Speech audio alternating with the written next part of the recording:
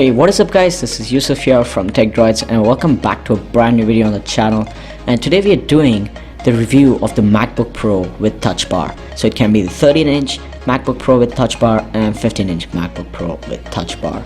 So this is my honest opinions or my comprehensive review of the MacBook. So Apple actually came up with two MacBooks this time around, two MacBook Pros, the one with the Touch Bar and one without the Touch Bar and Touch ID. So without the Touch Bar, the 13-inch MacBook Pro without the Touch Bar came out early, like 2 weeks ago, and with the Touch Bar models came out yesterday. So this is my full review on the MacBook Pro with Touch Bar. So most of the things remain the same as with the Touch Bar and with the non-Touch Bar model. The design remains the same. The only change is the Touch Bar itself, but I'll talk about that later. And first let us speak about the MacBook Pro itself. So the design, it's full aluminum, a unibody design, a really good thin, light, and classic Apple expected design. So you have the pentalobular screws at the bottom, and you cannot upgrade anything after you buy it. This is all classic Apple fashion. So to put design in simple words, it's the same design, like carried over, same materials, but thin, light, and more industrial. So nothing much has changed. Now talking about the design inside, the trackpad is now really large. It's super large. It's more than like a 7 or 8-inch tablet. And if you're thinking, how am I gonna do my work, I have to rest my palms on it, this has excellent palm rejection. It is not gonna register your palm as a click, so be worry free about that. And the keyboard, talking about the keyboard, it is the second generation of the butterfly mechanism that we saw in the first 12-inch MacBook, the one with the single USB-C port. And the first one had a really good keyboard, and this one seems to be a really good, according to some people. It might fit you and suit you well, might not, but if you're buying such a laptop, you need to get used to this keyboard. It is not bad, but it has very low travel. It's like the keys are like embossed in the metal enclosure, but the keyboard, it's really good enough. Now I'm skipping the Touch Bar for a moment. I'll come back to that in a moment at the end of the video, and explain you guys if it's a gimmick, if it's not a gimmick, how useful is it.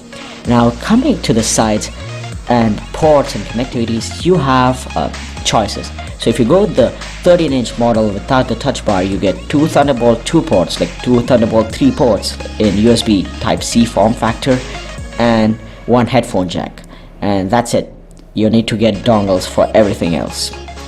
And if you go with the Touch Bar model, you get 4 Thunderbolt 3 ports with USB Type-C form factor and one headphone jack.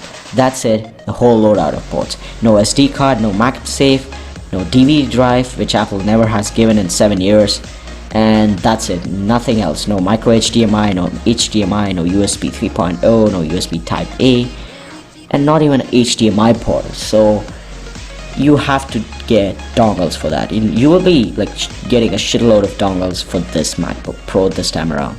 But again, let me explain why this is done.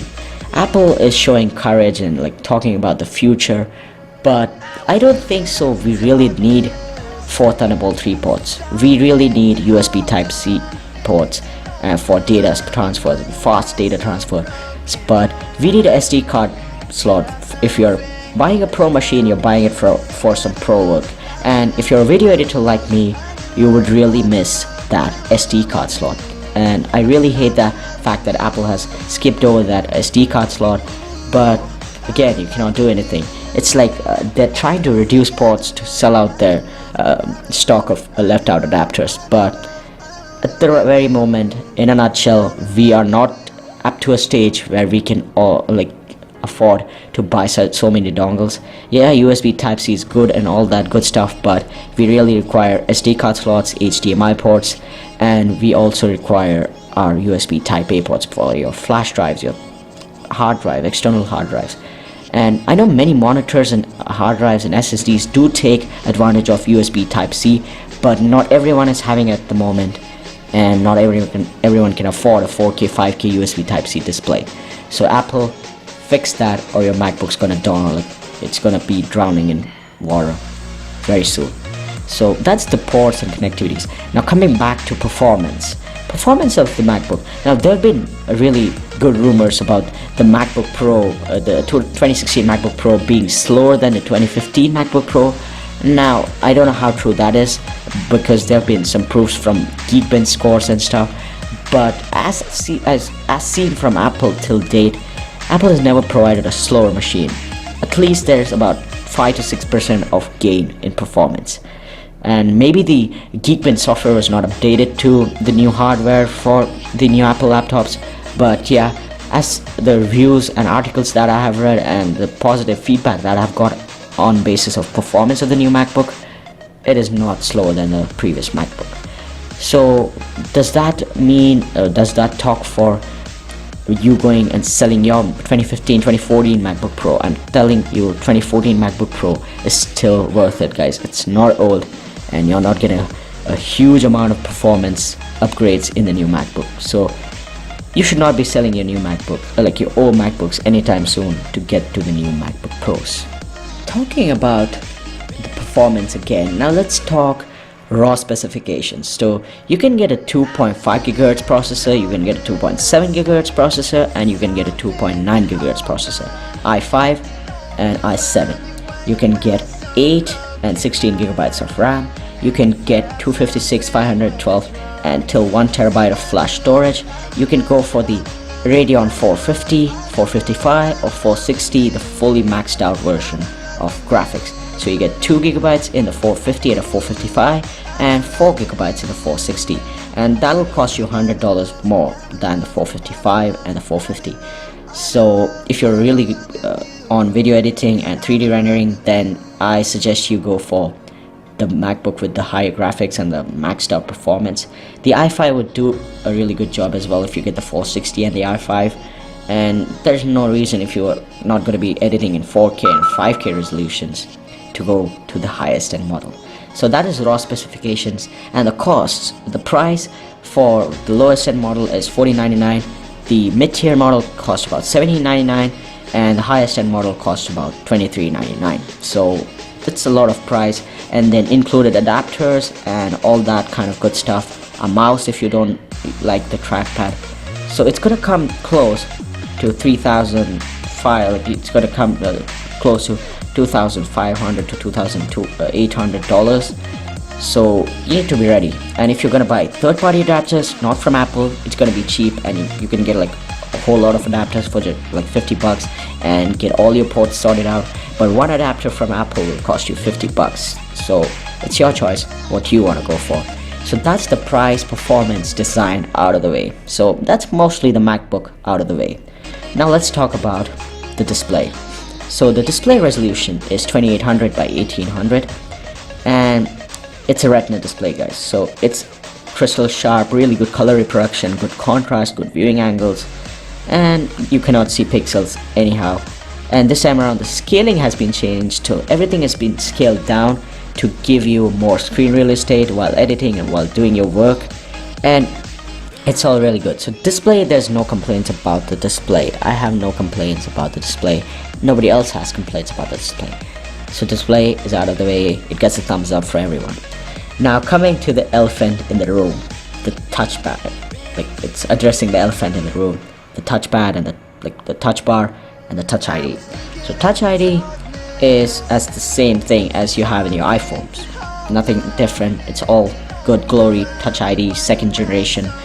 Login and log out, like log in with your fingerprint, pay with your fingerprint, and all that good stuff.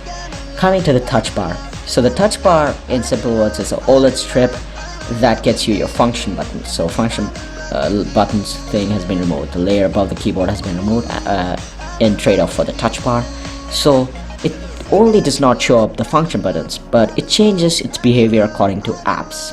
Like in Photoshop, it might show you the tools. In Spotify, it'll show you the music controls and where your song is currently playing. You get all the timelines in video editing softwares. But at the moment, it's very early to say if it's a gimmick. It is a useful feature, guys. It is not a gimmick. I don't say it's a gimmick.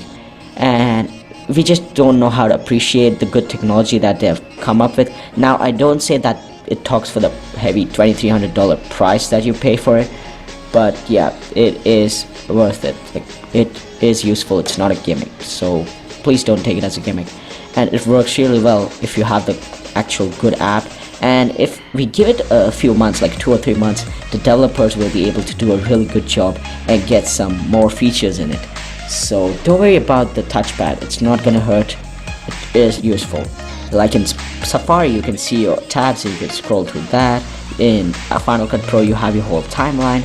So right now the native apps work really well, and you can do all kinds of cool stuff with it.